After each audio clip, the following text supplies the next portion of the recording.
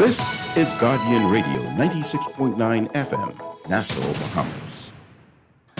The views and opinions of the hosts and guests are their own and do not take the position of the management and staff of Guardian Network.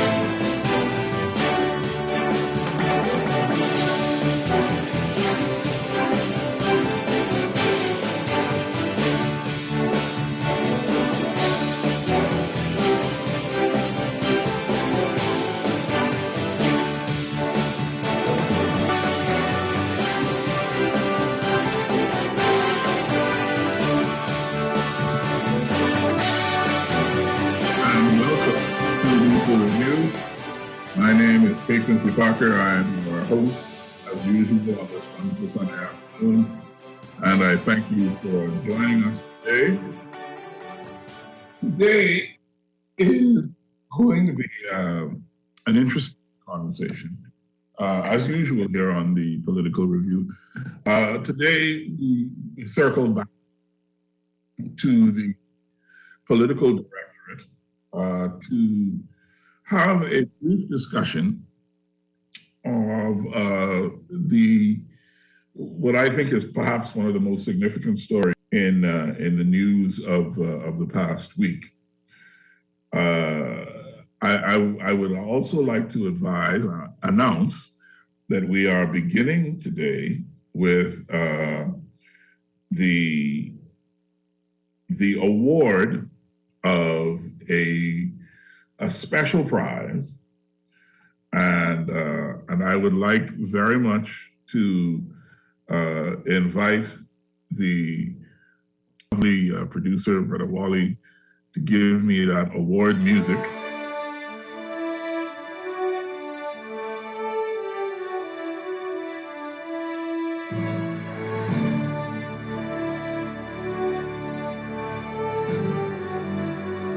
In honor of putting a foot firmly and almost irrevocably in his mouth, and doing so unrepentantly and with almost what seems like malice aforethought.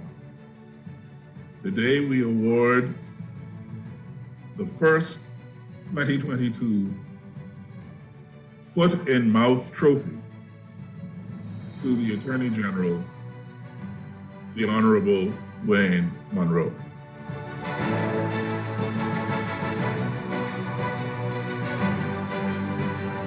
Congratulations, Brother Monroe. You have won first 2022 Foot in Mouth Award.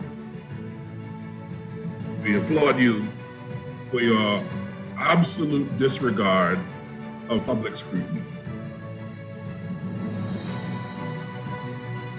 Sorry, I referred to the National Security Minister, Wayne Monroe, to the Attorney General, Ryan. Thank you very much, Brother Wally. I appreciate your participation and concern. National Security Minister Wayne Monroe, this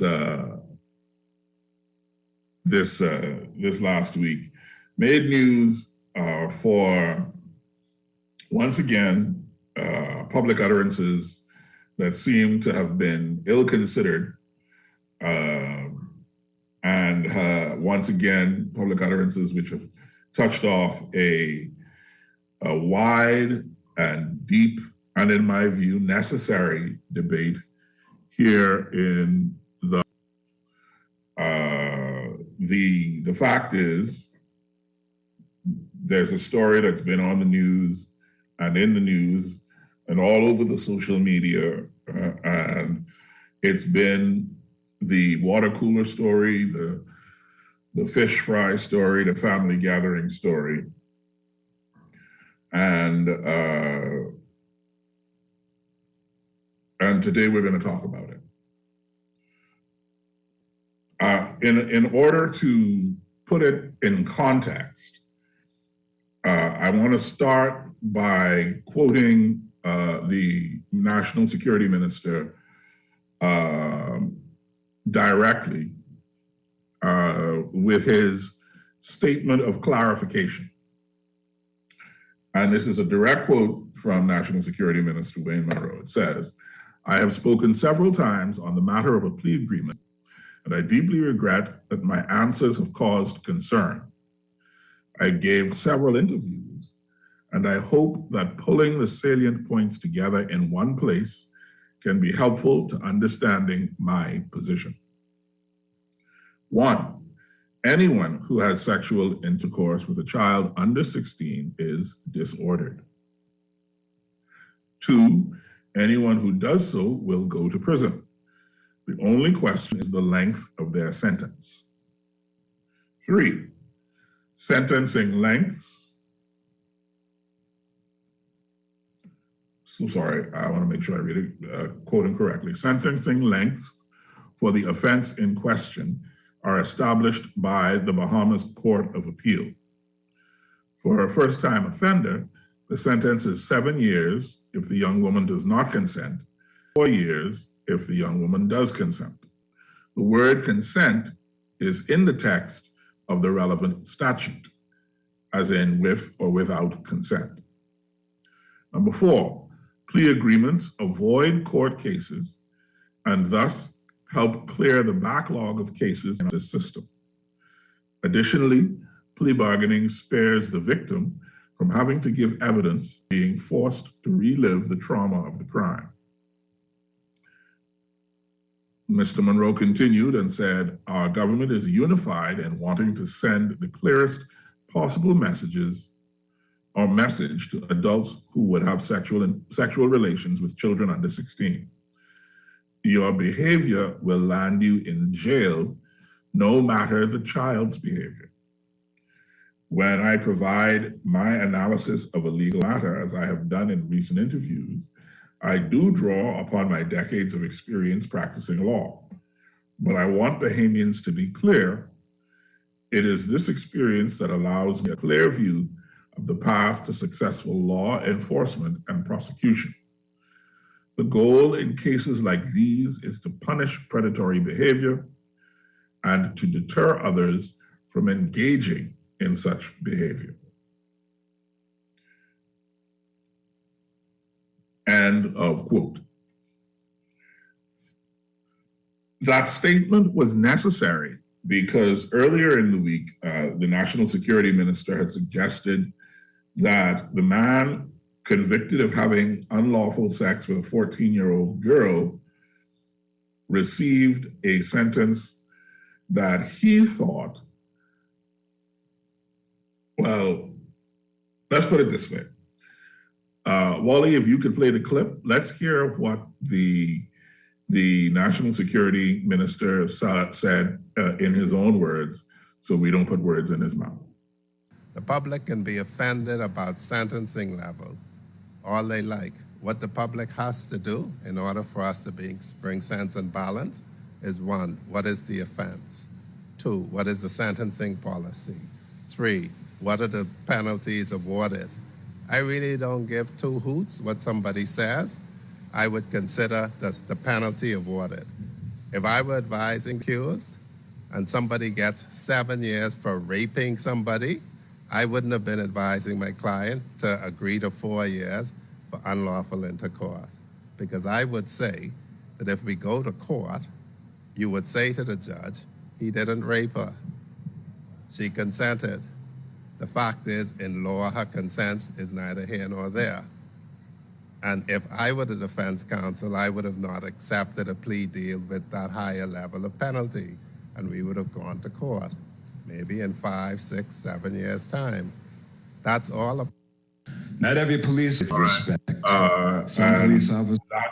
That was the minister explaining his reaction, to the sentencing, and suggesting his remarks have been interpreted by some to suggest that he thought the sentence was too severe. Of course, that's not what he said.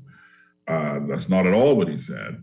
Nonetheless, his remarks led to Free National Movement Deputy Leader Shannon Dawn Cartwright and others to lash out against him, some people for him to be fired, and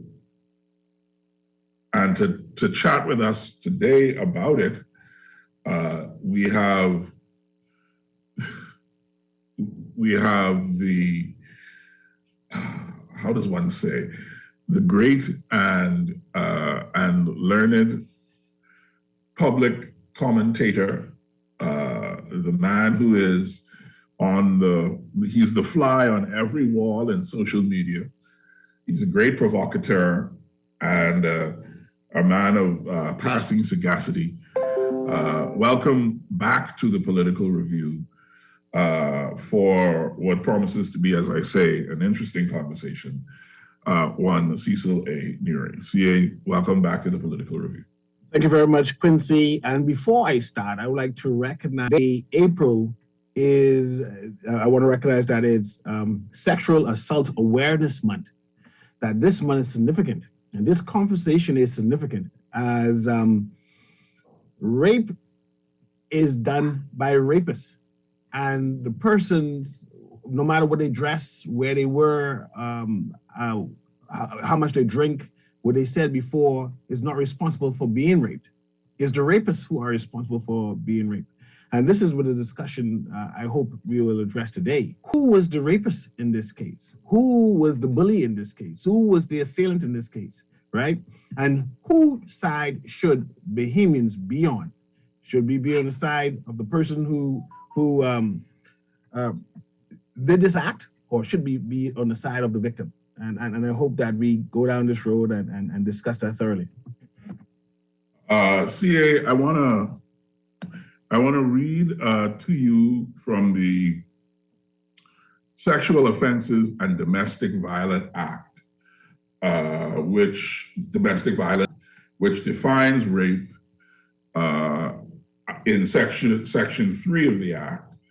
It says, rape is the act of any person not under 14 years having sexual intercourse with another person who is not his spouse, A, without the consent of that other person, B, without consent which has been extorted by threats of fear or bodily harm, C, with consent obtained by personating the spouse of that person, D, with consent obtained by false and fraudulent representations as to the nature and quality of the act.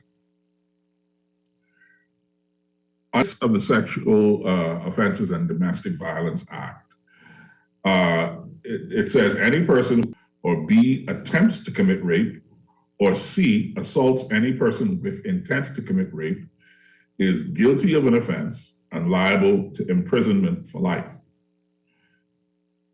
Section 10.1 of the Act, and this is going to become important in our later conversation, but Section 10.1 of the Act says any person who A, has intercourse with a person under 14 years of age, whether with or without the consent of the person with whom he had unlawful sexual intercourse, or B, attempts to have unlawful intercourse with a person under 14 years of age, whether with or without the consent of the person with whom he had unlawful sexual intercourse, is guilty of an offense and liable to imprisonment for life. Section 10.2 says, notwithstanding the provision of Section 96 of the Penal Code, it is no defense to a charge under this section that the person did not know or believe or had not the means of knowing that the other person was under 14 years of age.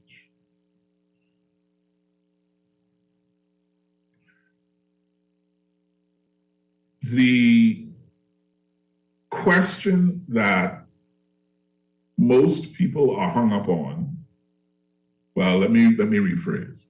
So I want to be careful as we have this conversation. First and foremost, And the National Security Minister did make this clear. The consent of the young lady in question is irrelevant because she's the age of consent. However, the National Security Minister said that gives cause for concern is that he said that if he had been advising the individual who was charged with this crime, he would have gone to court and argued that because the young girl consented, he didn't rape her.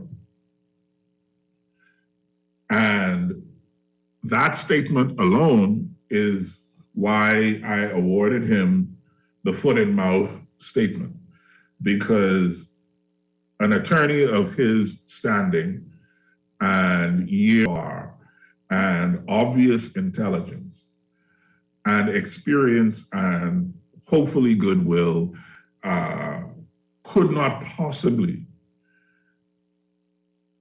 mean what it sounded like he said. The fact is, the law makes very clear that consent for someone who is under the age is irrelevant. That person cannot give consent in the eyes of the law. I believe that our age of consent is 16. So anyone under the age of 16 cannot legally give consent to have sex.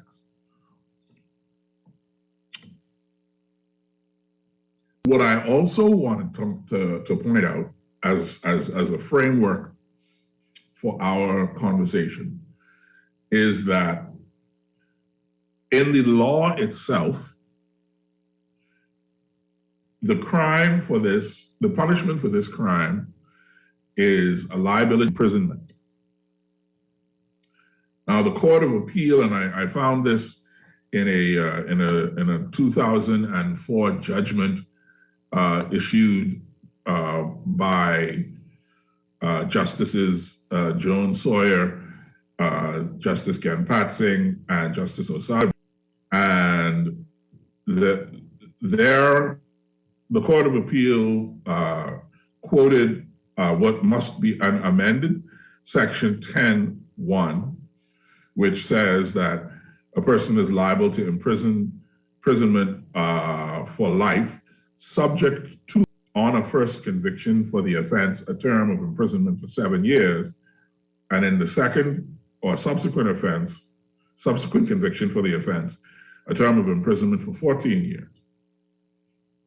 Now, I looked in the Penal Code, I looked in the Sexual Offenses and Domestic Violence Act, I looked at both of the amendments that are on the Bahamas Laws Online register, and I did not find this amended version of Section 10(1) of the Domestic Violence Act, Chapter 99. So the only place that I see this is in this Court of Appeal ruling, and of course the Court of Appeal is our final court of, they determine the disposition and dispensation of such punitive decisions in our jurisdiction, and I would not dare to put myself in opposition to anything that the Court of Appeal says. So we have to take it on the word of the justices of the Court of Appeal, even though for the purposes of public scrutiny, I would ask that the amended version of the Offenses in Domestic Violence Act that contains the provision limiting the prison term to 7 years for a first and 14 for a second, rather than life imprisonment immediately upon conviction. I would like for that to be posted somewhere in the public domain in a way that it is accessible, because Otherwise, it looks like that provision doesn't exist in the law. And so, CA, that's the legal framework against which the argument in the public arena has happened. And I want to ask you what is your thought about the winner of the winner of the Foot and Mouth Awards conduct over the past week? And I appreciate what you read into the conversation. I want to start with this. I am not learned in legalese. So I hear all of these terms that you've used, the laws and such like that. And it is not for me to appreciate and understand that, because we have persons who we elected to do these things for us. But be it as it's may, this is my concern.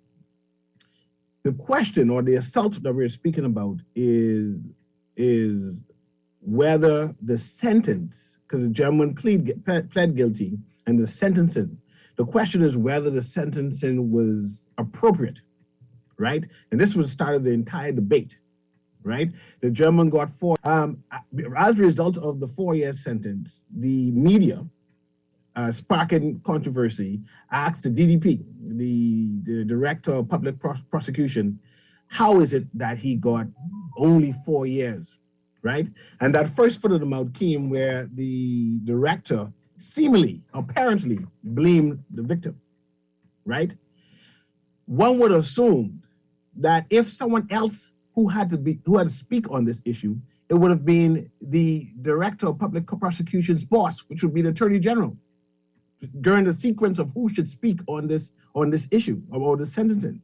The Attorney General has yet to speak on this issue, right?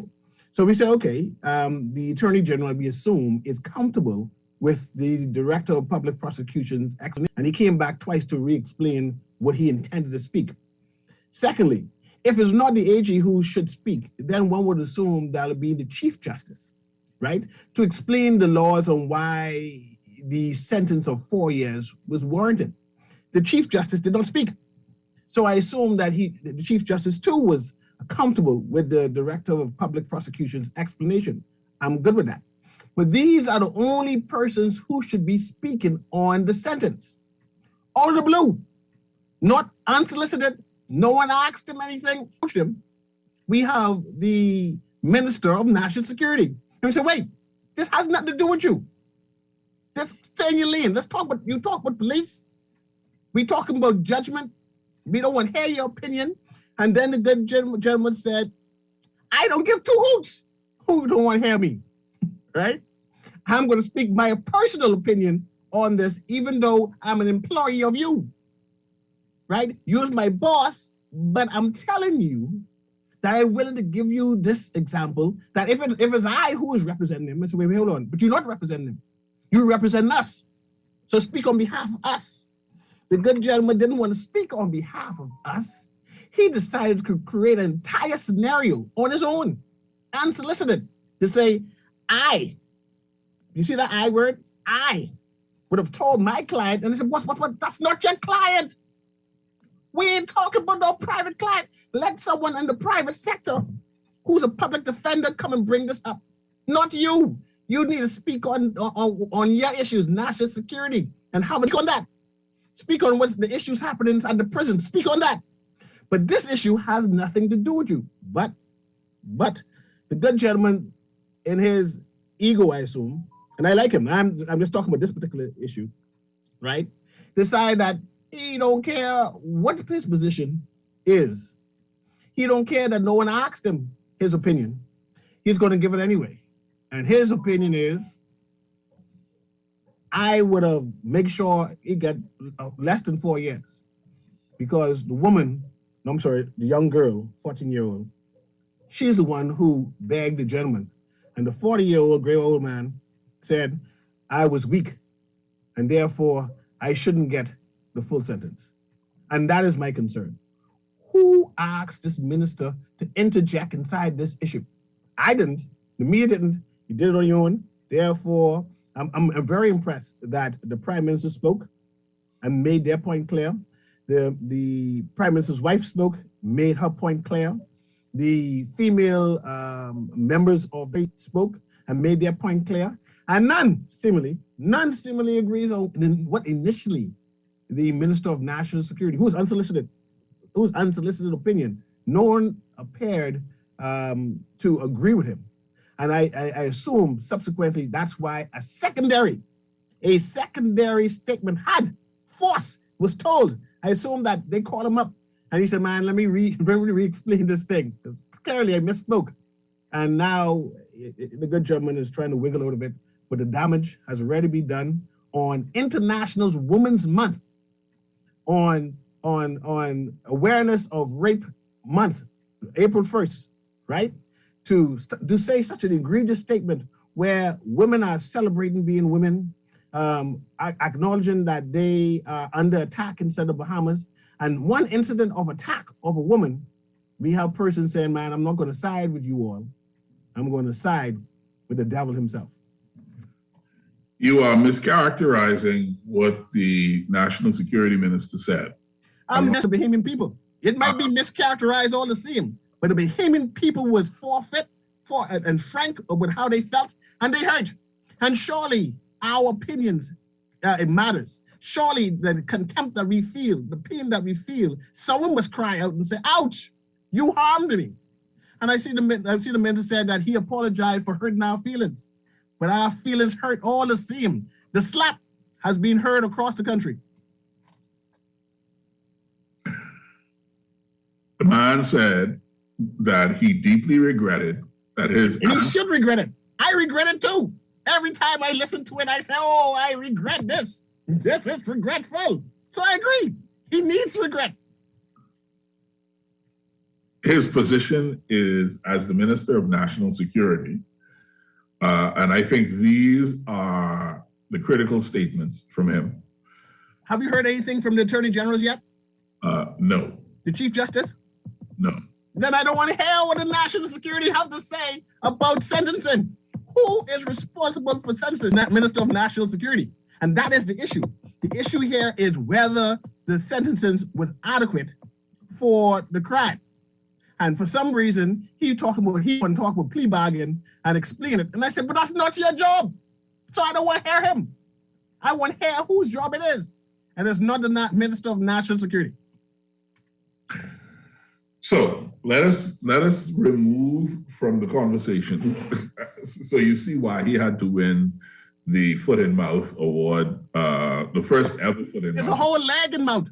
No. And now you try to help him wiggle out. No. I don't want to hear his opinion. I want to hear the opinions of the Attorney General or the Chief Justice. And if they cannot speak, he should not speak. I am not trying to help anybody wiggle out of anything, sir. I shall listen to see what you're trying to do. I pause. I am only attempting to make sure that on this incredibly important platform, we properly represent the views of the people about whom we are speaking. Yes, that's why I want to hear the opinion of the Attorney, the Chief Justice. However, you don't have any information on such. Those two persons have as yet chosen not to engage in public commentary. They smart people. They educated and learned people. Both QCs. I don't think it's got anything to do with smart, honestly. I think it has to do with cowardice. And I think you are saying that my good Attorney General is a coward? Yes. Take that back. Take it back. Let's start over. I never will. I think that the fact is the public discourse has grown to the level that requires, in my view, a statement from the Attorney General on, number one, the position of the government of the day with regard to propriety of the severity of penalties for sexual crimes against children, whether or not those individuals. I think the Attorney General has to speak to that. And I think the fact that he has not is a matter of cowardice, frankly speaking. That's just my thought. So I beg you, Cousin Parker, how did the Minister of National Security get in this debate? Can you kindly explain to me how we get into a sentencing debate? I can explain that to you very easily. Okay, then I yield and go quiet. Number one, Wayne Monroe is not afraid of the press. But don't take that back, because this has nothing to do with who afraid of press or not. I just want to know how we get into the debate. I am answering you. The answer is it is multi-sentence. Oh, so you need to chill out. You started confusing me. I thought he was going to say that because he was born on Tuesday, that's why he was able to speak. But then I digress. Go ahead. Yes, you digress deliberately, which is cute, but it's irrelevant. The fact is, as a person who has, before the courts, as a member of the Bahamas Bar in good standing, as a man who clearly had designs on the Office of Attorney General himself, I think Wayne Monroe believes, as the Minister of National Security, who is responsible for the national security apparatus of the country, I believe that he thought that he had sufficient grounds to opine on this plea agreement. And if he had said something that you appreciated or that you agreed with, you would not be shouting across the cyberspace now. You would not be standing in the public square yelling and screaming about how he get in this. Clearly, you don't know C.A. Nuri. Clearly, you misconstrued who I is. Only vexed because you disagree with what he said. No, I believe in protocol and procedure, as you know. I just don't know how he is inside this particular debate. Whether from the Attorney General or the Chief Justice to explain his judge's ruling. You know, I didn't need an educational quip by the National Security Minister. And I find it concerning that these people are volunteering their opinions. And I'm very concerned about the entire administration and their ministers opining on every subject instead of concentrating on their particular area. It's clearly getting them inside some trouble, and the people and the Bahamian people are reacting to it.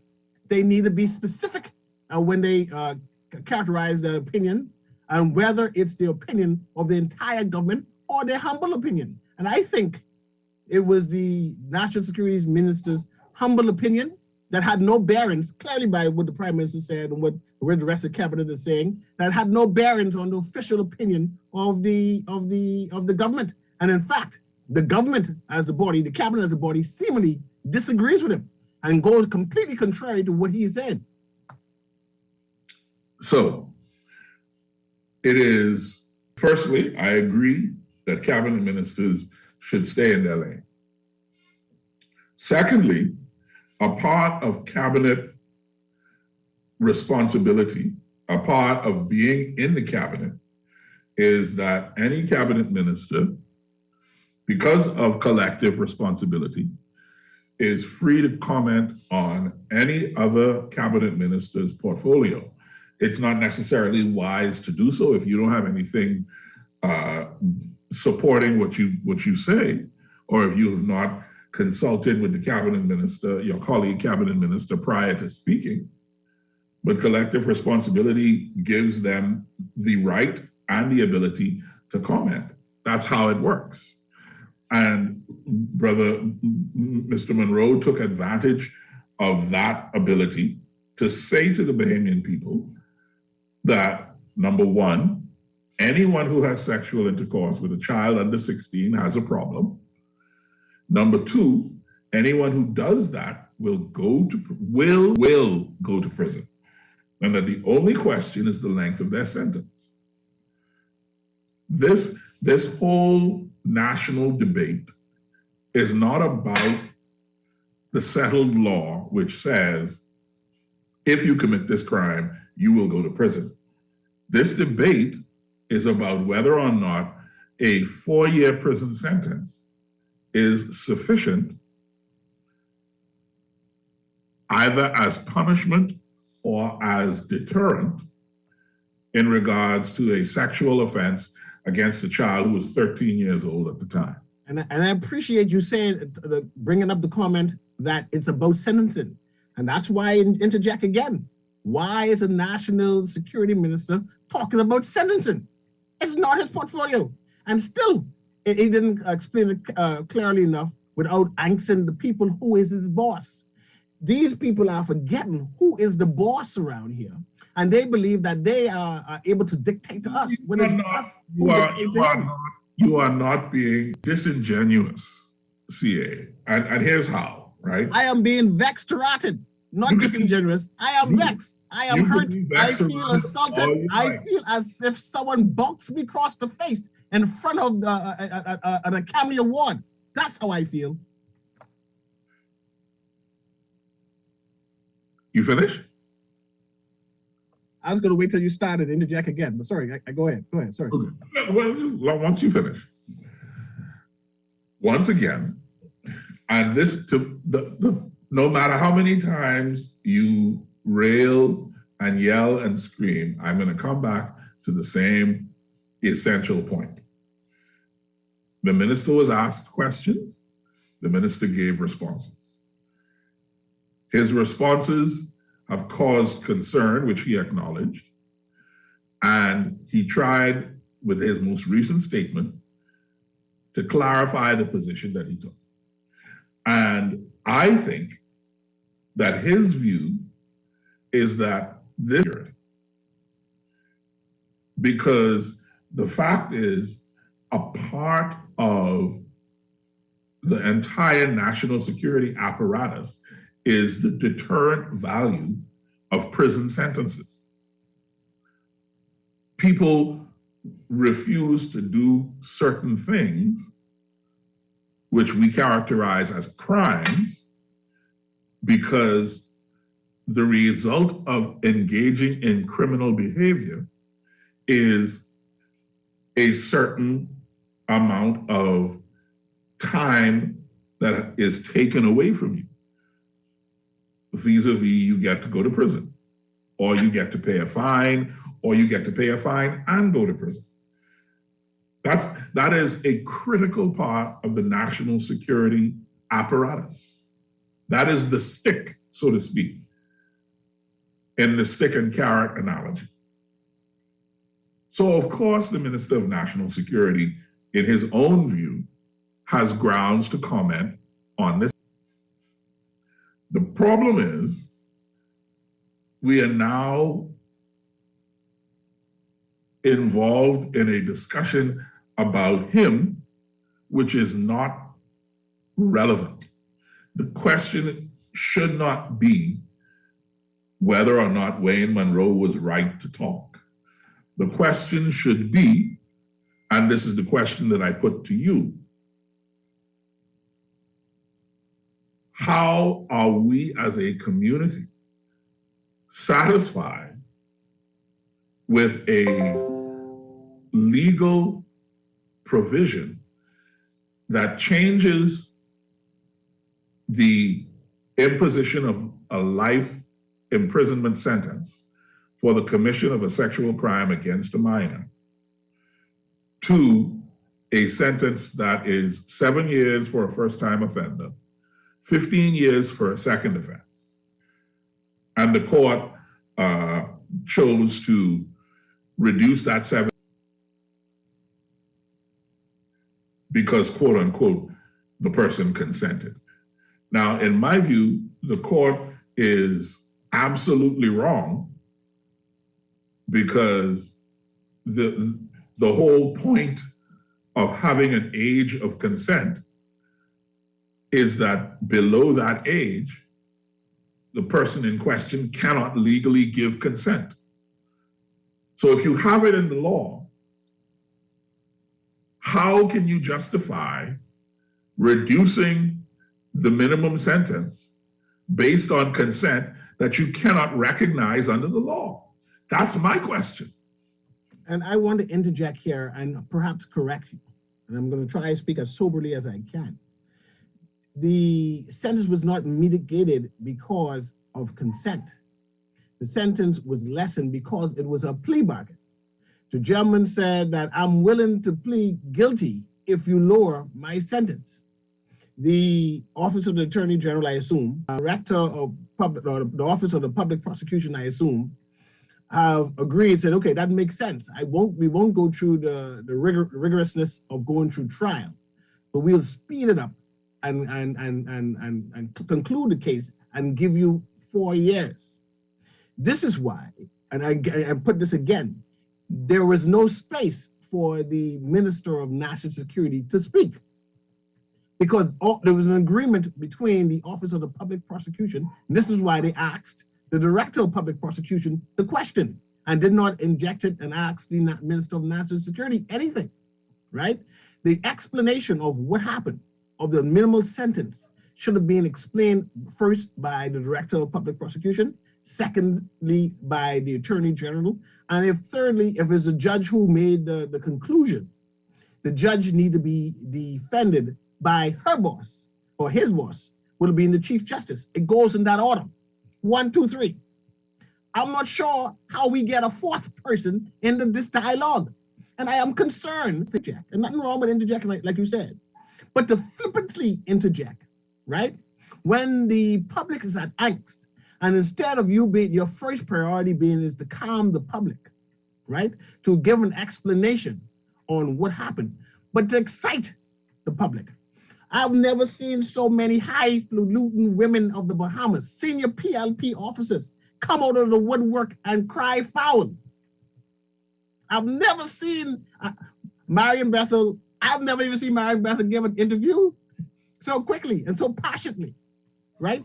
And to see that this was in a month of them celebrating being women, of them defending themselves, of them saying that they are at risk. Women and young children, particularly young girls, are at risk of being attacked by monsters who are defiling them and defaming them and want to rage upon them and completely destroy them. And then someone came up and said, I would have told the monster not to take the 4-year sentence. Too much. In fact, the young girl, the victim, was no victim at all. She participated. And she agreed. See, when you have this narrative of that, one must consider, who are these people, man? Do they know that women are under attack? They are vulnerable, that they need someone to champion their cause? It seems like no one wants to champion women's cause. And this is where the affront comes in. We just want someone to say, I understand your concern, but this is what I plan to do when I go into cabinet. Not this is what I would have done if I was his lawyer. That no one has said that come Monday. I'm not sure if you heard this. I'm going to ask you if you did hear it, right? Did you hear the Minister of National Security said that on Wednesday, when cabinet comes in, that he's going to put forth a paper of some sort to change the law? Did you hear anything of that nature? I'm going to ask that question. So. No, I really want to hear if you hear anything like that. So I'm answering you. Okay, sorry, I heard the so and didn't hear yes or no. Yeah. So the Deputy Prime Minister mentioned. I sure. Hold on. I said national security. I'm not sure where we going here. I sure I was specific. I was specific now. You're trying to confuse me with different words and different people titles. But let's stick with this one title now. And then if you want to transition to a Deputy Prime Minister, feel free. But let's stick to this position first, and then transition to I understand. Let's get lost quickly. I get confused. As I was saying to you, the Deputy Prime Minister and the Minister of Social Services and Development have spoken to the issue that you are raising. In the instance of a comment by his colleague ministers, the Minister of National Security has no further need to comment. That's the whole point of collective cabinet responsibility. That's my point. And I get lost in your legalese because I wasn't sure if you tell me whether he said that he's going to speak on it. I wasn't sure. No. Because you start off, see, your subject and verb tense and stuff confuse me. I wasn't sure who was the subject. Let's talk about the national security minister so I can stay focused. Let me assist you. Please. In the manner that you wish to be assisted. You sure in your Ivy League education, and I don't appreciate it right now. The answer to your question is no. There you go. That's my point right there. No. The National Security Minister said nothing about going to cabinet to change the law. Then I ask you this follow-up question. Did he say anything about if he was the lawyer for the convicted child molester? What do you mean? Did he mention if he was a lawyer or anything like that? Like did a hypothetical type view type thing? Yes, he did. Oh, okay. See, I'm starting seeing a trend. I'm start seeing a trend of a great defender.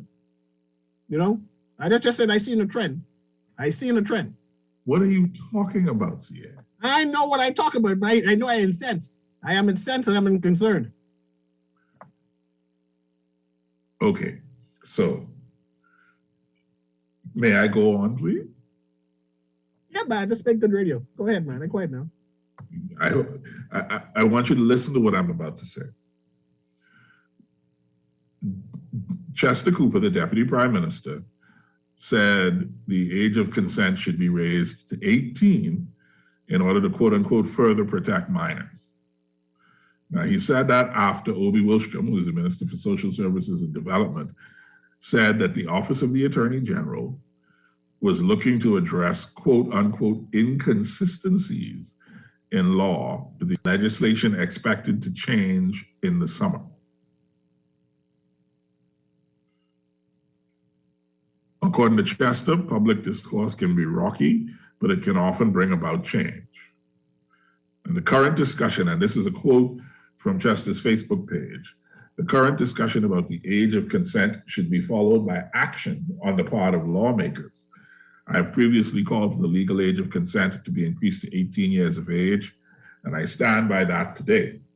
This will further protect minors and make clear that children who cannot drink alcohol, join law enforcement, open a bank account, stand before a court as an adult, or vote, for example, cannot reasonably consent to sex with an adult. Any law that suggests otherwise is out of step with the vast majority of those whom the law is supposed to serve believe. I am also for eliminating any ambiguity in the law with regard to teenage minors consenting to sex with adults. Once again, they cannot, as the values of society evolve and mature. Cabinet is considering measures to bring about these changes, and they are long overdue. That's the Deputy Prime Minister. And I appreciate the Deputy Prime Minister's comments, right? I don't think there is a demand or any suggestion of the general public to increase the age of consent to 18. I think that's the minister's personal point of view. I know that at age 16, a typical student graduates and attend college and university, right? 17, they attend university, and 18, they are, according to the law, adults. In the United States, they cannot drink liquor until 21, right? But I think their age of consent is 14, 15 also inside the United States, right? I'm concerned I don't know if it's possible for legislation to police the vaginas and penises of a 16, 17, especially one who is off to university and trying to find out their sexuality. I appreciate what he wants and desires to do in protecting of young persons. But at the age of 16, we know that these people are mature enough to understand the ramifications of whatever decisions. But 14, which is grade 9, that person is not matured enough, right? I will watch to see how urgent this matter that the minister, with the Deputy Prime Minister and the Minister of Social Services, their suggestion, how urgent it is, whether they will create any new laws, bring any resolutions promptly regarding this issue, right? For what I'm concerned is that for decades, this law has been on the books. We have seen, not we, because I'm not familiar with the legalese and the law per se, which is the majority of the Bahamian people. Because we all thought, the majority of us thought that once you were under 16, you go to jail. But now we're seeing that there are lawyers amongst us who knew better. Lawyers amongst us who are in the cabinet or in government, lawyers amongst us who are leaders in society who knew better but said nothing. What they use their information for is to benefit their clients. They allowed us to fall victim to monsters. And now they want to feign ignorance and saying that they are also a part of the good guys when they knew the information. They knew how to protect us. They knew that women are vulnerable, that our children are at risk, our children are constantly under attack, and they said nothing. They proposed no new laws, and they want me to join them and hold hands and sing Kumbaya when perhaps they may be my enemy, because they ain't made me no good. And there needs to be someone to throw shade, to say, shame on you, because you did nothing while our young ladies are under attack. Women are under attack in the Bahamas, and they need a champion. They need someone to stand in the foreground and say, hey, enough is enough. You will no longer be a victim. And to hear that they are purposely, instead of defending our children, I cry shame. I cry shame and tears stream down my eyes. That's why I cry shame. That somebody must speak up and somebody must say enough is enough. Your lawyers need to do better and start feigning that I didn't know. That it's up to you all, up to the citizens who don't know, who don't understand the law. It's up to you to say something and I'll react when you know better.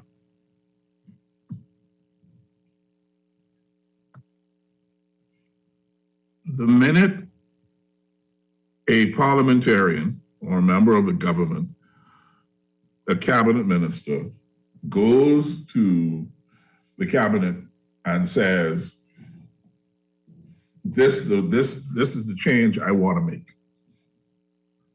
without coming to the Bahamian people to say first, these are the changes that I'm proposing. What are your thoughts? That is the minute that we will have gone from being a democracy to being a dictatorship. At which you as a Bahamian and you as an activist will take to the street with a placard in your hands demanding the resignation of those very same people. I say, I watch these same people come to the cabinet and say, we need to protect the turtles. They say they need to protect the sharks. They say they need to protect the dogs. And nobody has come forward and say, we need to protect our darlings. And then you want me to say, I yield and say, these are good people? I cry shame. I don't want you to yield in any way. I am only saying to you that the Deputy Prime Minister and the Minister of Social Services have both indicated that the Office of the Attorney General is looking at fixing in some way the discrepancy in law between with regard to the age of consent. Right, there are inconsistencies in our law, and the Attorney General, Office of the Attorney General, wants to have those fixed with the changes expected to come in the summer. It's perfectly reasonable, in my view, for the Attorney General to come to the people and say, this is the problem with the law.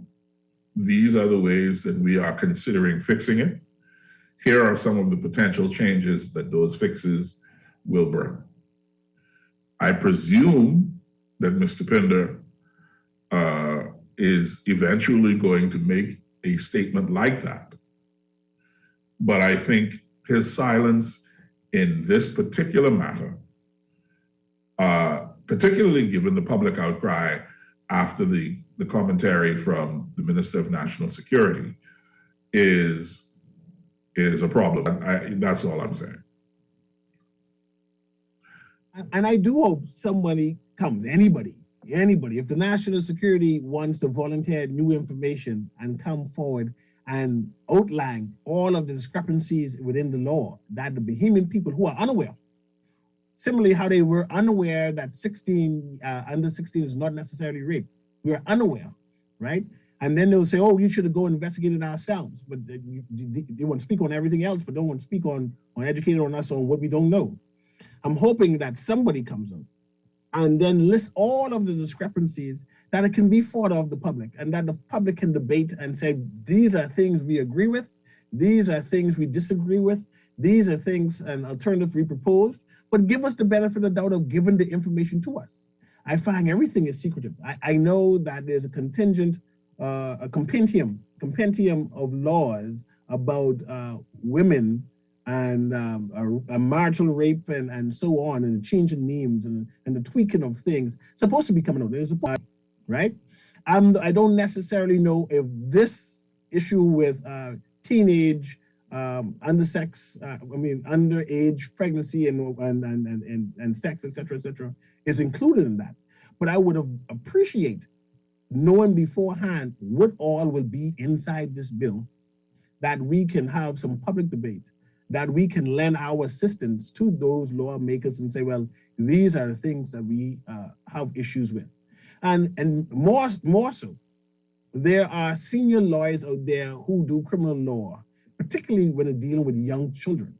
They know the nuances of what is happening. They know how some laws are circumvented. Surely they could have brought these things out to the public 5, 10, 20 years ago. Say, well, I just got a monster off just now who's going to be out and roaming the streets. However, this is how they did get off, right? Just letting you know that they got off on this technicality or on this loophole inside the law. And I would like on it to lobby to have a change. But no, nary a soul said anything. They just allow these monsters to get off, and our children continue to be prey and victim to these monsters. But your problem, CA, is that you seem to want to have your cake and eat it too in this particular discussion. But if there's 2 cakes, I see no reason why I can't eat a whole one and have a next one to take home. Yeah, but there aren't 2 cakes. The fact is, Wayne Monroe did exactly what you just complained about. Wayne Monroe has a duty and an obligation to speak with national security issues and not this issue. This issue should have been addressed. Hold on, this issue. That is absolute. No, sentencing needs to be addressed by the Attorney General. Nobody lobbied or asked the Minister of National Security and then flippantly said he don't give 2 hoots. No, sir. To flippantly said he doesn't give 2 hoots about the public who complaining. 2 hoots. Or was it 3? How many hoots did he didn't give? You are sitting on this call lying to me. Parker, how many hoots did he say he didn't give? I know you lying because he didn't say he didn't give. Replay that video. You literally just said you literally just said you want anyone to speak on this. Yeah. And when Wayne Monroe spoke on it, all of a sudden that was a problem. The gentleman said he don't give 2 hoots. He said he don't give 2 hoots about the public's opinion on it. Play it again. Let's hear it. Let's see how much hoots he didn't give. Play it again. I want to hear how much hoots he didn't give. Wally, play the clip again. Thanks.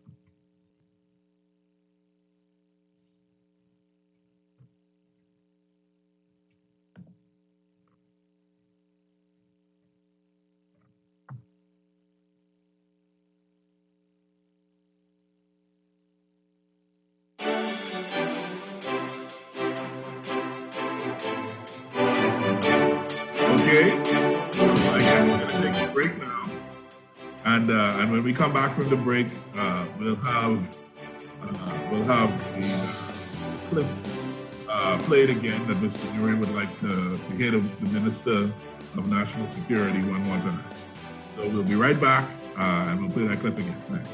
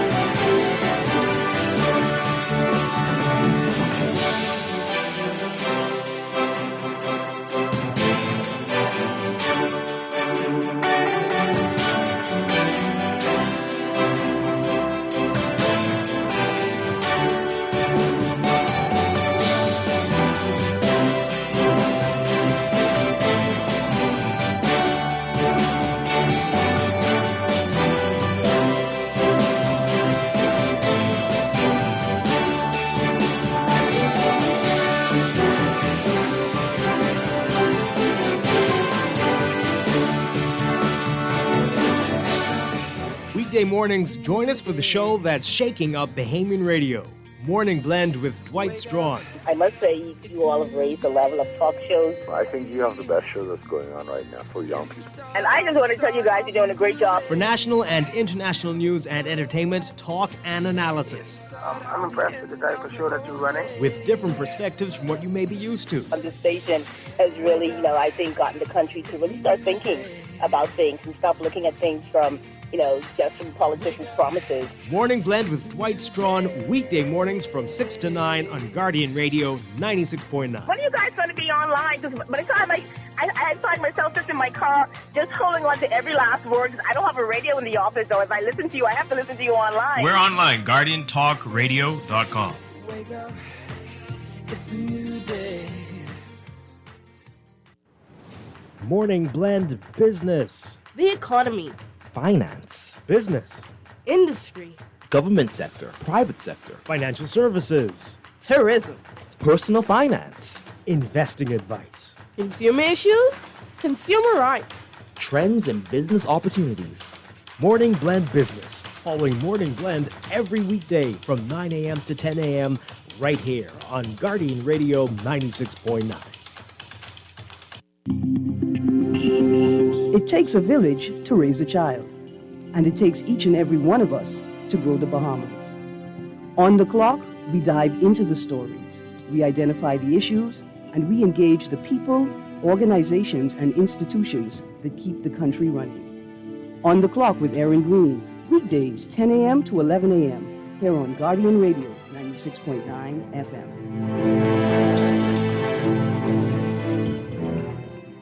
Hi, this is Juan McCartney, and I'm inviting you to join me Monday through Friday from noon to 2 on Guardian Radio 96.9 FM for The Revolution. You ain't serious with running the country. Yeah. You have that would put thousands of Bahamians to work. But you ain't telling us, y'all got to make me prime minister first. Lord knows I was ready to tell them one or two, because this is ridiculous. I don't care what government it is. What it is, we got to look at some real things and say, but look, how can we fix this problem? That's why the change has to come about, because people are looking for something new, trying to grasp or get their hands around something tangible that would give them some hope. And if we decide that we want better, then we're going to have to invest in that. The Revolution. Remember, if you shake with indignation at injustice, then you are a comrade of mine.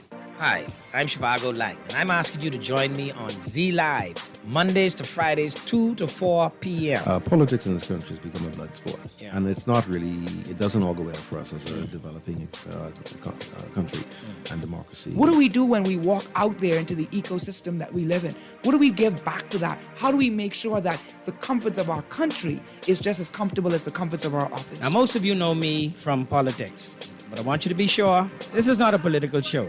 On this show, the facts, the truth, for the betterment of the Bahamas and for a better life for all of us. They're not my servants. And I think sometimes they get it mixed up. As the member of parliament, I am your servant. You dictate to me what it is you want in the community. Let's talk about the kinds of things that are impacting us here in the Bahamas. But let's do it with some intelligence, with some calm, and with some solutions in mind. So join me Monday to Friday, 2 to 4 p.m. Z Live. Let's go off the record on Guardian 96.9 FM. This is Guardian Radio 96.9 FM, Nassau, Bahamas.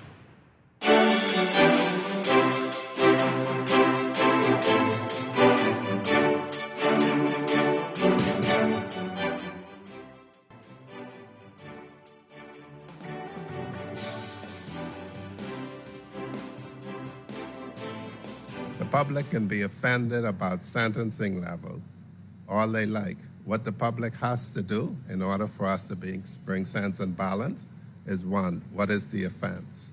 2, what is the sentencing policy? 3, what are the penalties awarded? I really don't give 2 hoots what somebody says. I would consider the penalty awarded. If I were advising the accused and somebody gets 7 years for raping somebody, I wouldn't have been advising my client to agree to 4 years for unlawful intercourse. Because I would say that if we go to court, you would say to the judge, he didn't rape her. She consented. The fact is, in law, her consent is neither here nor there. And if I were the defense counsel, I would have not accepted a plea deal with that higher level of penalty, and we would have gone to court, maybe in 5, 6, 7 years' time. That's all. Chris Rog. This is what the minister said that seems to have ticked off Cecil A. Nuri. Again, CA, you are taking his comment about not giving two hoots out of context. Hey, Quincy Parker, I'm not sure if you, with your Ivy League education and highfalutin self, ever drove through Camp Road, or what they call that area now? I forget the new constituency that the Minister of National Security represents. Forgive me. The name. Freetown. Freetown. I'm not Freetown, and see that area is plagued with social issues. The minister, nay, not the minister, the member of parliament for that area has a duty of care to protect the young women through that area from themselves, and also from monsters that lives through them, right? He has a duty of care to make sure that the monsters who prey on them do not have access to them. So when he speak, he needs to speak on behalf of the young lady, her parents, and all the youngsters who are growing up in those communities who are at risk.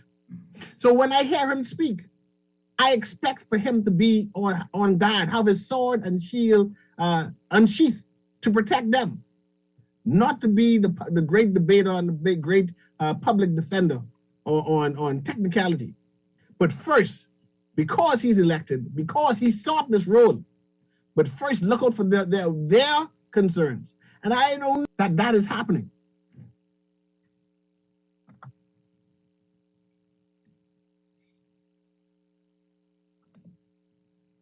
Mr. Nuri, it is clear that you and I are not going to come to an agreement on this. And I believe you don't understand the grievance that we as poor working class people are feeling, the angst. And this is where I'm concerned. I don't believe that you feel our pain, and the pain which caused the outcry and causes demand that say cease and desist from continuing to attack us. And this is why I appeal to you. Don't badger us no more, man. We are tired of the hits. We are tired of the unconcern about our issues in our inner city communities. And we want someone who cares about such to represent us. And if you and others are not concerned about our well-being and what is needed for our survival, then I say shame on you all. Yeah. My brother, my cousin, my father, my boy. Let's step aside from what we're talking about today to just address something that you continue to put into the public arena that is absolutely wrong. What Ivy League are you talking about? Have you gone to that big music school? What Ivy League music school you went to? I didn't go to an Ivy League school, sir. What school did you go to? I went to Oral Roberts University, sir. Oh, the Juk one. Sorry about that. Sorry about that. Correction. The Juk school. Sorry. So this whole Oral Roberts. That's impressive, man. That's really impressive. I feel I'm not going to allow you to insult. You can insult who you want to insult. The only point I'm making is you continue to play this role that suggests that somehow I have an Ivy League education and that I am somehow a member. I'm familiar with the Parker family, no. Yours family to me. All of y'all went to big colleges. Every Parker I know. Okay. I just told you what college I went. Now, you're the only one. Something went wrong there, but that's okay, no. Don't feel bad. Don't feel bad. I don't feel bad at all. I'm quite proud of my Oral Roberts University education. My only point is this false narrative that you are attempting to set up that proposes somehow that I don't understand what people are going through is insulting and incorrect. Then I stand corrected. I just thought anyone who went to school to study music and classical music, not regular music, no, classical music, had to come from an Ivy League living. And I see that ordinary inner city people can do such thing also. So I yield and say congratulations to you, because you are one of the premier musicians in the Bahamas. And to know that you became premier from an Oral Roberts University, that's impressive. Oh, I wish I could completely scrap the rest of the show just so we could deal with this. But God is not mocked, not on his holy day, not in his... I remember Miles Monroe said the problem with Oral Roberts University has his name on it. Something like that. There's a quote. We're moving on now. So, as I say, it's clear that you and I are not going to agree on the propriety of Wayne Monroe speaking on this issue. But would you agree that women in the Bahamas are under attack and that they need a champion to make sure that they, along with females in general, and of course children in general, they need a champion and someone who will speak out and defend their cause and not blame them of suggesting that a 14-year-old is to blame, that she can give consent when we, the public, thought that anyone under 16 can give, no one under 16 can give consent. That perhaps there needs to be an educational forum, that we understand what is it that we do not understand with our own laws, right? Because clearly the public and the lawyers have different viewpoints on things. And there needs to be a day of reckoning that we both understand what is it or what's going wrong with this country, because it seems as if somebody's hiding information away from us.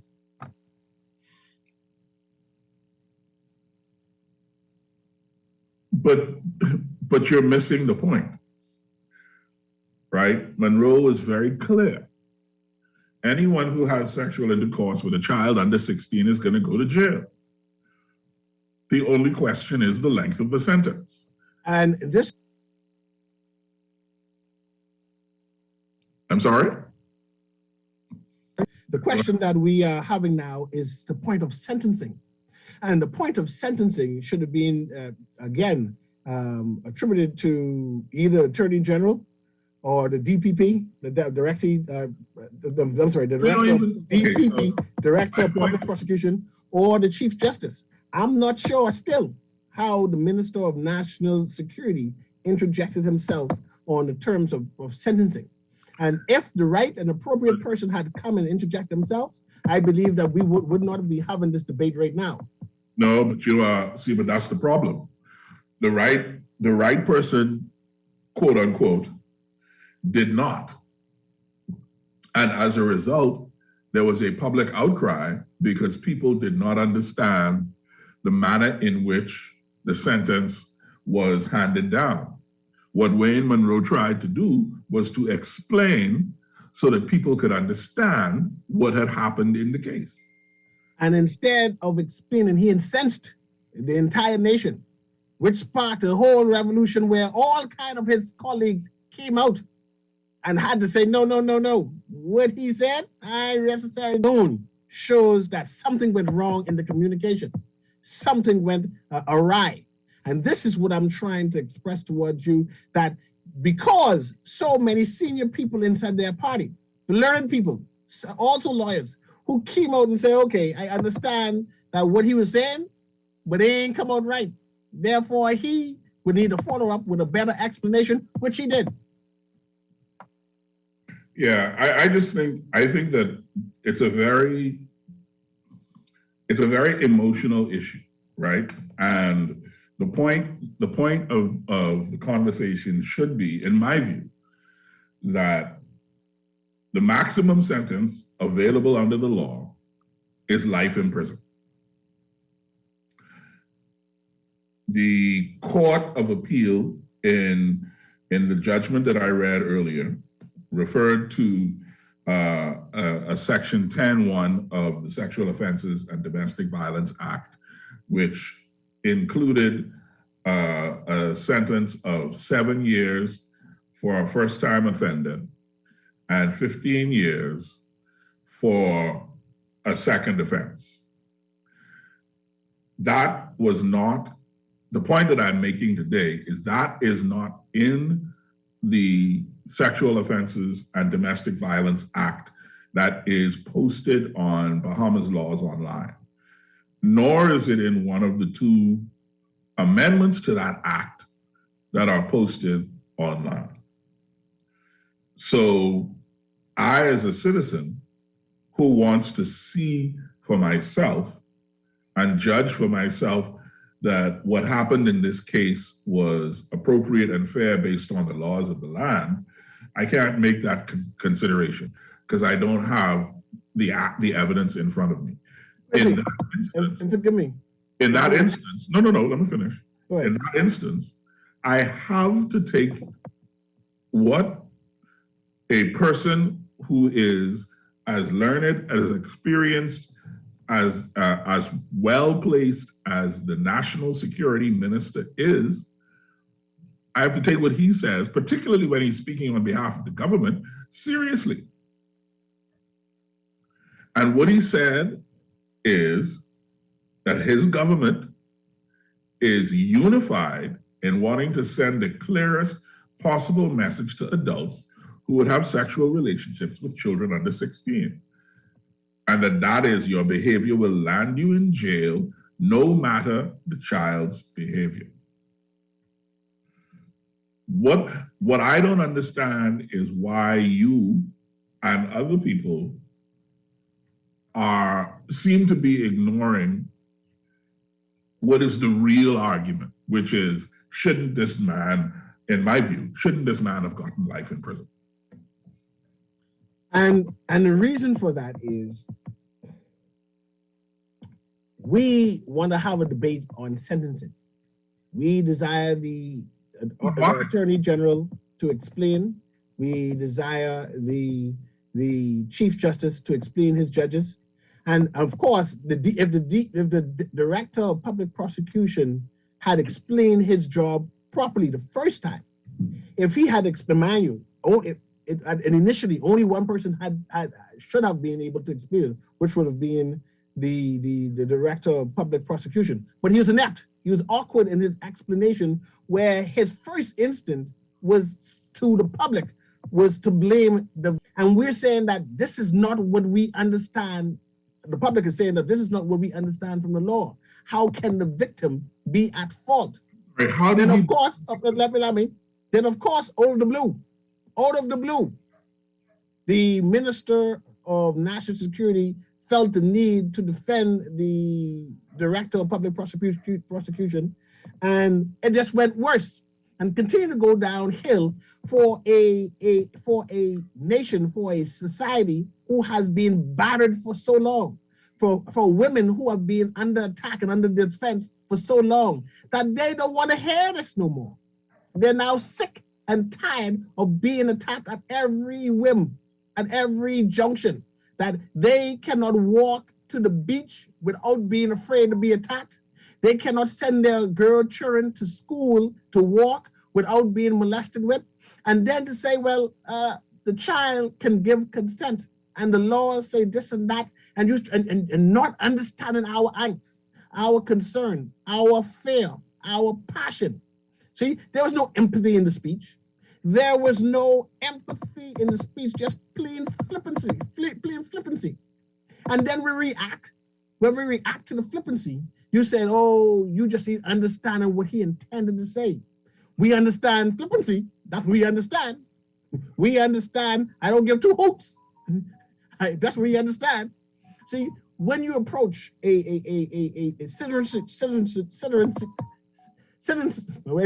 you approach a people, when you approach a people who have been bashed for so long, who are perpetually concerned about their women folk, right? And then you don't appreciate the fear and the angst that the general public is having, that we no longer need to find people who represent us, who feel what we feel. That when they're trying to explain our hurt and our pain, that they can appreciate what we're going through. And I don't necessarily think at that present time, the Minister of National Security was on the side of women, on battered women, on women who tired to be on the defensive. And when such people speak, they need to understand that women deserve love and tenderness. And when you speak on such topics, you need to have tenderness inside your voice, or don't speak at all.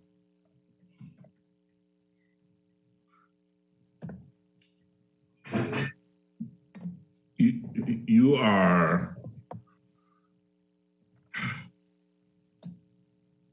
all right. So in my view, what you are doing is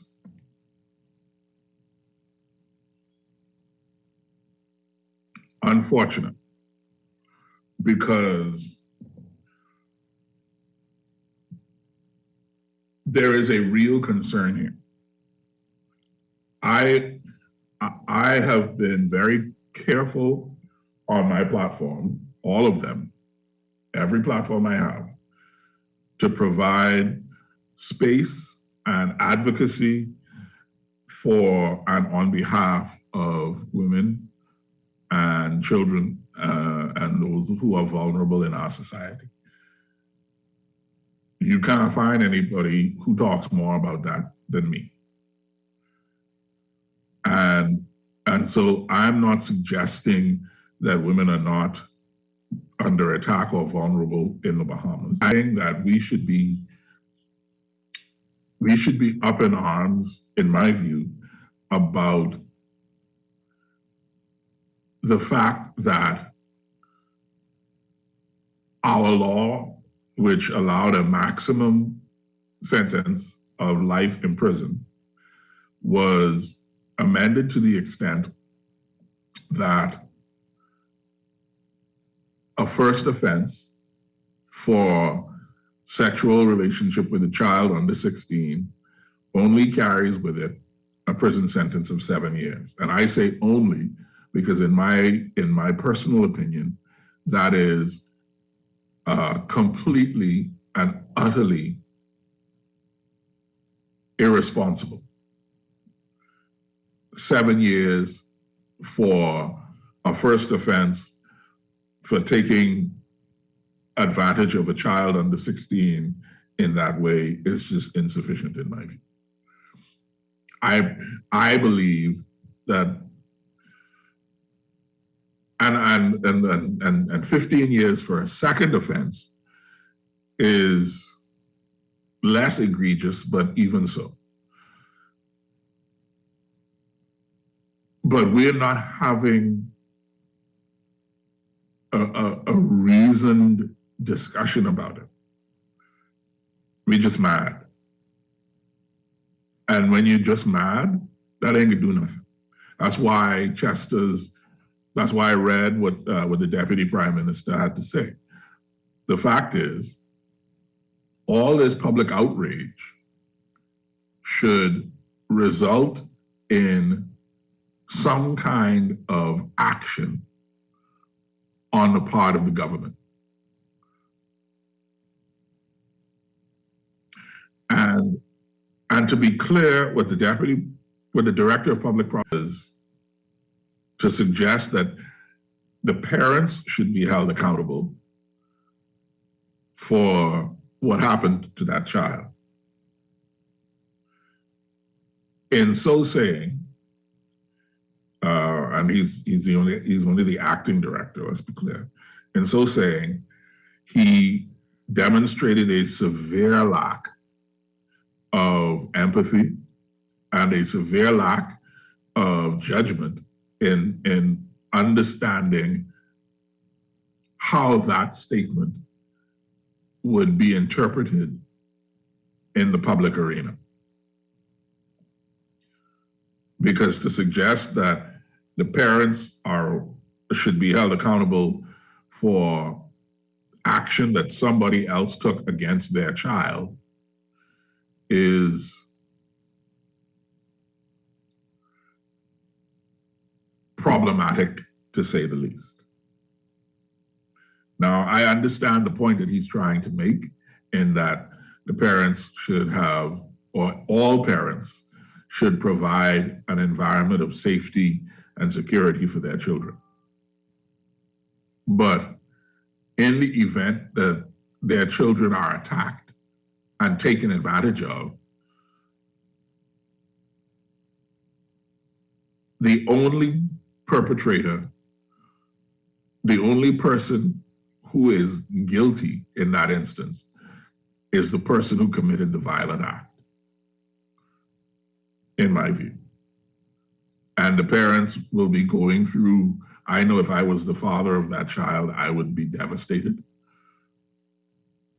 But my reaction would not be to go out, aside from the person who assaulted my child. And if he's in jail, then that's probably good for him, because if he wasn't in jail, I would have problems.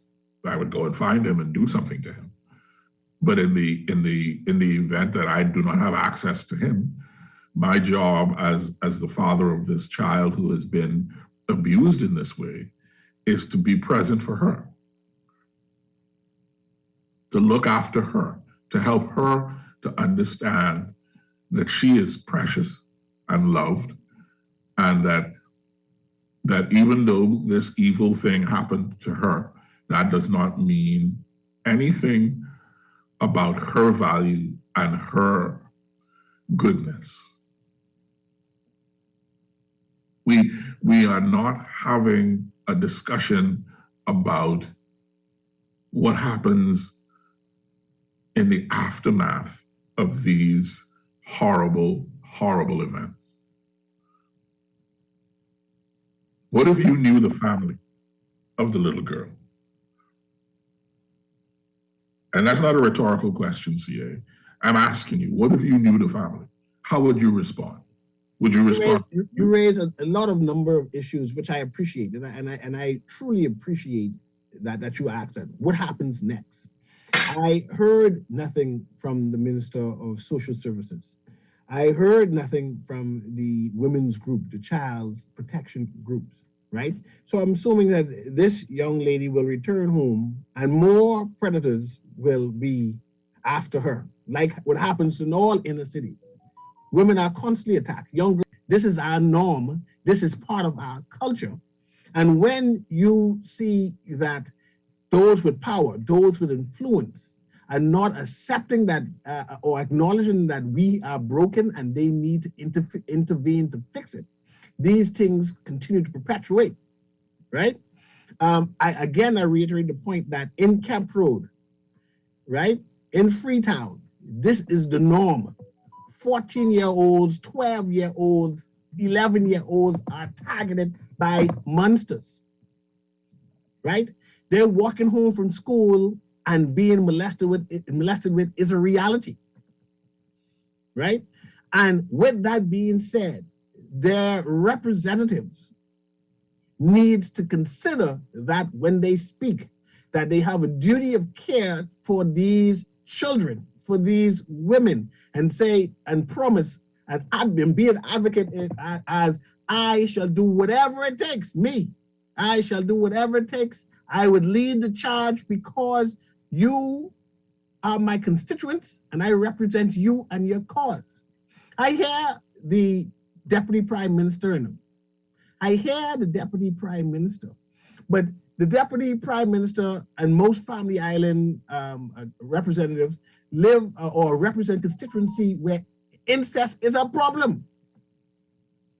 They need to be barking and trying to correct these things, not making pretty speeches, but putting their their shoulder to the wheel and their foot on the pedal and making a difference for a better society. And I don't necessarily believe that has happened. I'm hearing speeches and pretty words, but I don't see the law. I don't see the urgency. I don't see the demand. I believe that women here in the Bahamas are hurting. They are falling prey by violent men, by a violent mentality. And it is up to us tolerating anymore, and we are not tolerating any flippant speeches. You need to talk with tender care when it comes to our Bahamian women. And this is what I'm saying. And like I said, I get reiterate, I hear the Deputy Prime Minister now, but his speech don't move me unless I see the laws. And I don't know if I can wait till June, because between now and June, it might be 100 young girls who molested women. And I say one is too much. I don't believe the urgency is in their voice. I see the pretty words. They see the pretty words that all of them are saying, but I don't see the urgency. And that's why I cry foul, and that's why I cry. Said I can't. I don't know what to say. I'm frustrated. I'm emotioned. I to the point where I wonder if they care. And this is why I can't kiki and laugh at this situation, because I did not ask the Minister of National Security about his opinion on this matter. I just wanted to know, why was the sentencing so low, right? Explain that. And now that we have it explained, how do we move it to get higher? That's what I want to hear. And then I want a timeline. Say, this is when it's going to happen. Then I want an educational process.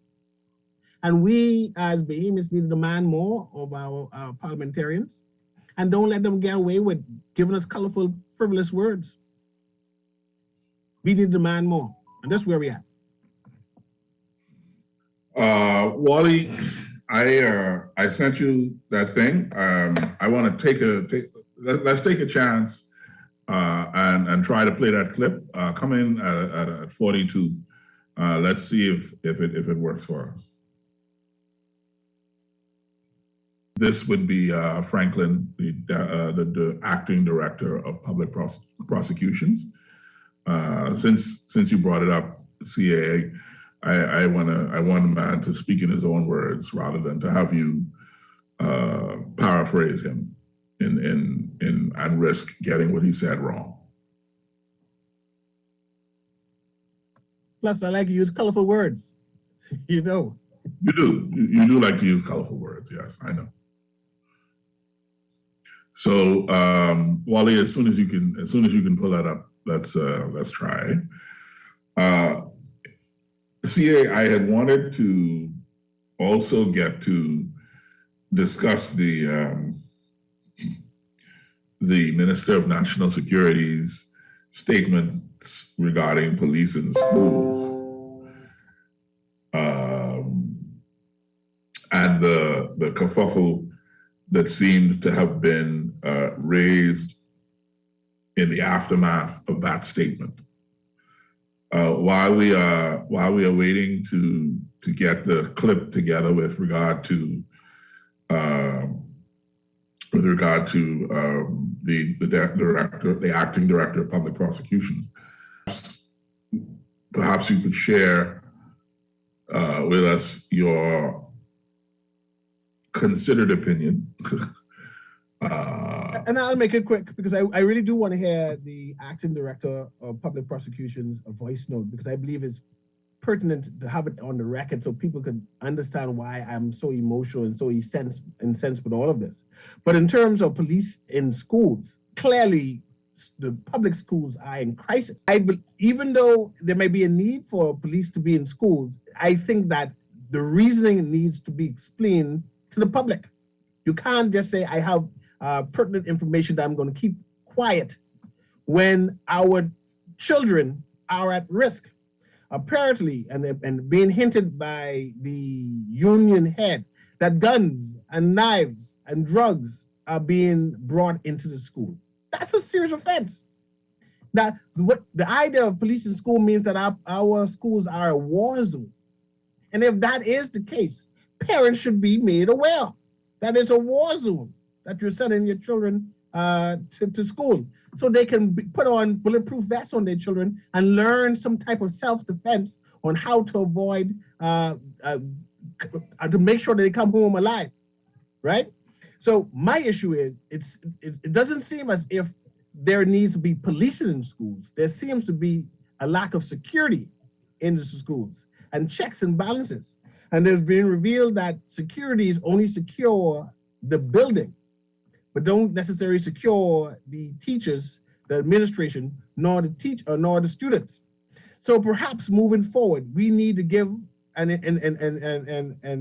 we need to give another mandate, enact another mandate for security, and train them to know how to recognize issues, how to implement programs. There's a need for technology. I see that regarding the AFID incident when there was a stabbing at the school, that the union had proposed a number of initiatives, right? And a number of those initiatives were technology, signing persons visiting the school in and out, basic stuff. I mean, such basic stuff where you said, I thought all schools had that. So clearly there's a lack of communication. Clearly there's a need for the superintendent to meet with teachers and to meet with the union and also to meet with parents, persons who vested in the school, and conclude. But the idea of the police being the end all of solving the problem clearly is not.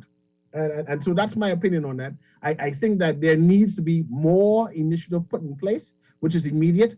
And the most immediate thing is be able to have a system in place and secure the schools. And I don't believe that two police officers at the school at this present time will do that. But I believe that this was done because of the desperation, right? They don't have any immediate plans at this present time. So I think that they want our police officers to be security officers, similar to how our defense officers are now security officers and driving people around, ministers around, and manning post office building and asking for IDs, et cetera, et cetera. We're going to come back to that.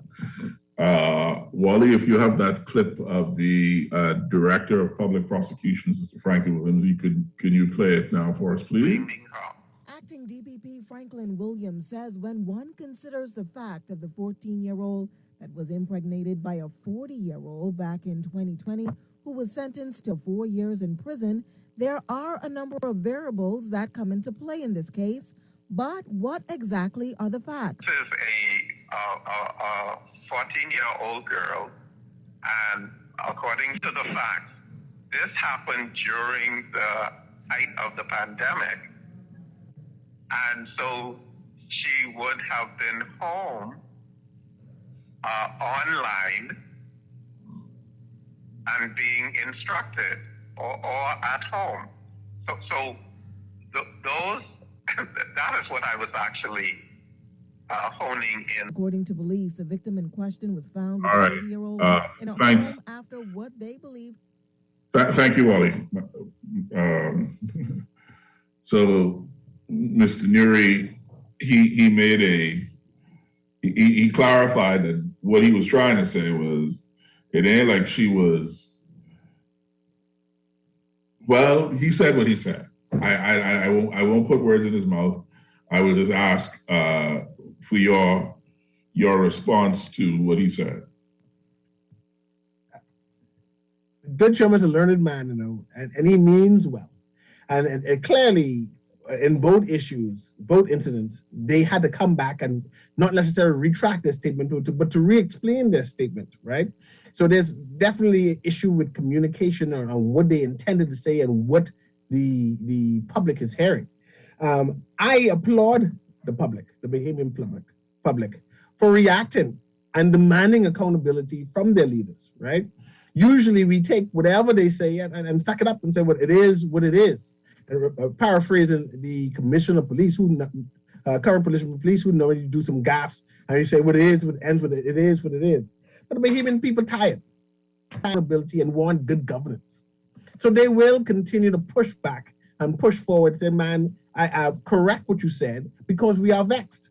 We were embattled by the last administration. Oh, Lord, I shouldn't go on there. We were embattled by the last administration, and we cannot tolerate more punishment from any other administration. So when they happen to say things untoward towards us, I am warning the current government that you should expect a backlash. You can expect them to complain. And one thing I can say about this prime minister that we have, that the moment he sees that the public is angst or is slighted in any way, his team or himself is quick to statement, which basically pacifies the people to let us know that he is a caring prime minister. And this is something that our last prime minister had issues with. And I'm happy to say that this prime minister has learned from the last prime minister mistakes and is quick to issue out statements. And I see that he, his wife, and several other senior PLPs have issued out statements basically distancing themselves from initially what the Minister of National Security initially said.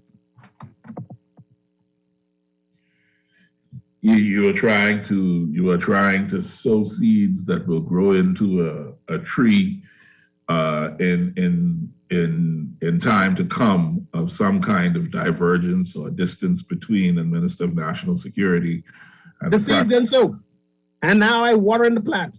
No. That my suspicion is that such a seed has not in fact been sown, and you are doing what provocateurs do. And so I just want you to know I see your play. That's all. But you will invite me on the show again, and I shall point to the North Star and say, look, let's follow that. I have no idea what that means. No, I just made that up just now. It sounded kind of quirky and nice. It sounded nice. No? Okay. It had some biblical reference, follow the star. We go to the east. Okay. So, very quickly, we have less than 10 minutes to address this issue of police in the schools. This is a PLP idea. This is something that first came to the public for discussion under the auspices of then Minister for National Security, the late Dr. V.J. Nottage. This is something to which the FNM objected, and I believe, if my memory serves correctly, the teachers union also objected to having police in the schools. Okay, because the feeling was that it would turn the school into what you refer to as a war zone, and that somehow the presence of police would be would detract from the schooling environment. But the fact is that schools have become, public schools and to an extent private schools, have become places where violence is, and potentially dangerous violence, is an unfortunately regular occurrence. You are of the view that retraining security guards is the answer.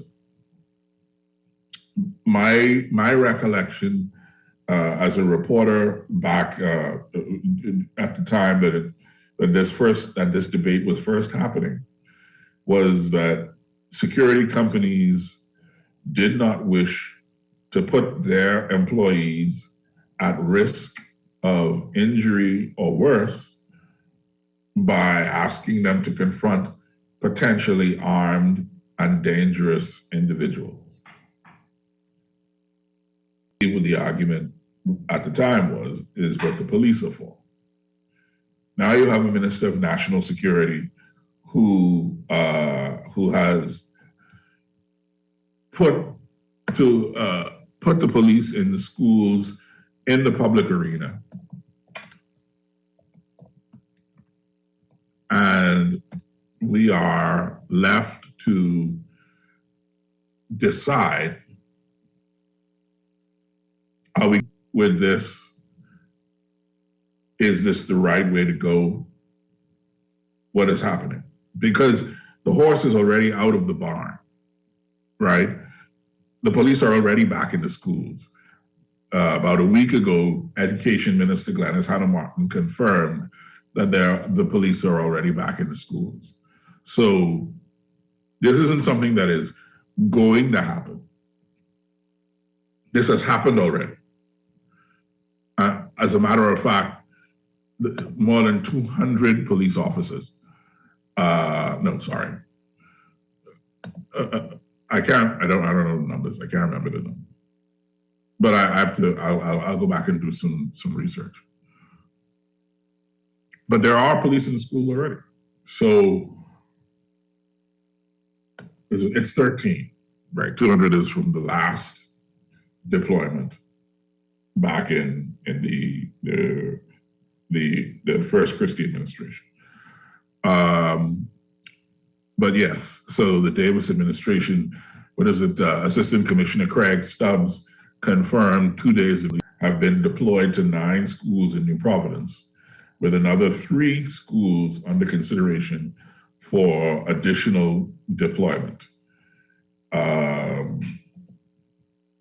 That's where we are.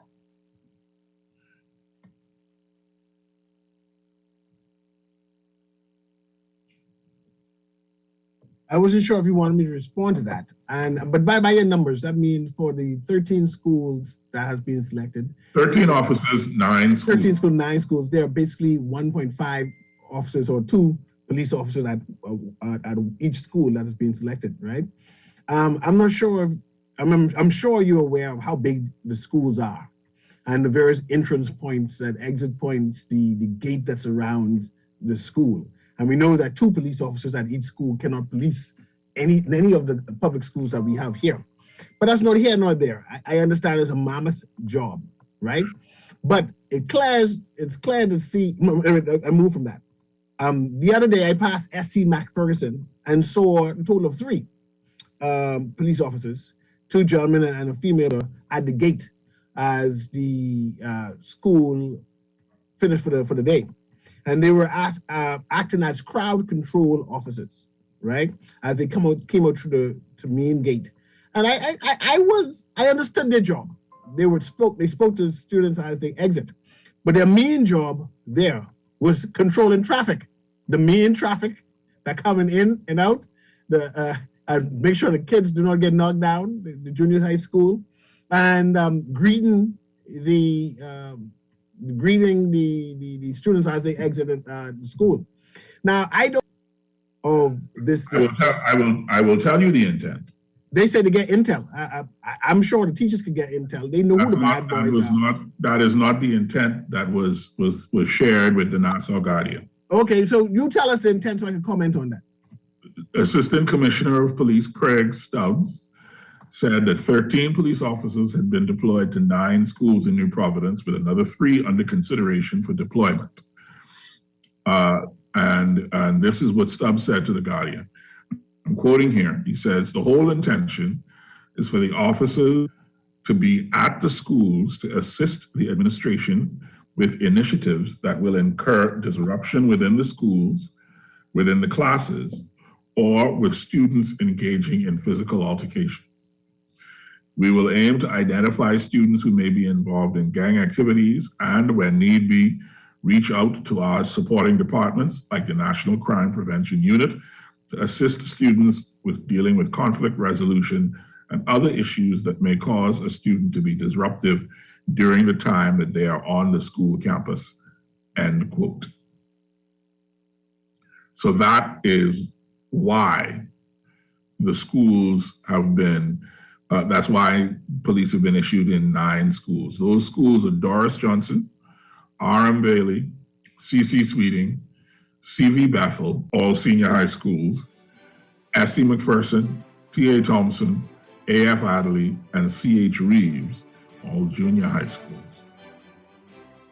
So those are the schools where there are police, and I think that as a public, we should be paying attention to that. And I think that is probably going to be it. CA, I'll give you the last word for today. Any effort to secure the schools, I applaud. I understand that we're going through some tough times at this present time. I see that children are having altercations. In fact, sad to say that 1 or 2 persons have died due to altercations at our public schools. So if police can help, I say let it be. But I don't believe it's the end all to solving the problem. This problem will be implementing technology to monitor the students. Also, that we having checkpoints and checks and balances. And I think that the teachers union has a solution for the problems. I just believe that government needs to embrace what they said, and you'll see that they'll be improving the schools. How is it that the private schools knows what to do, and it looks like our public schools are lost?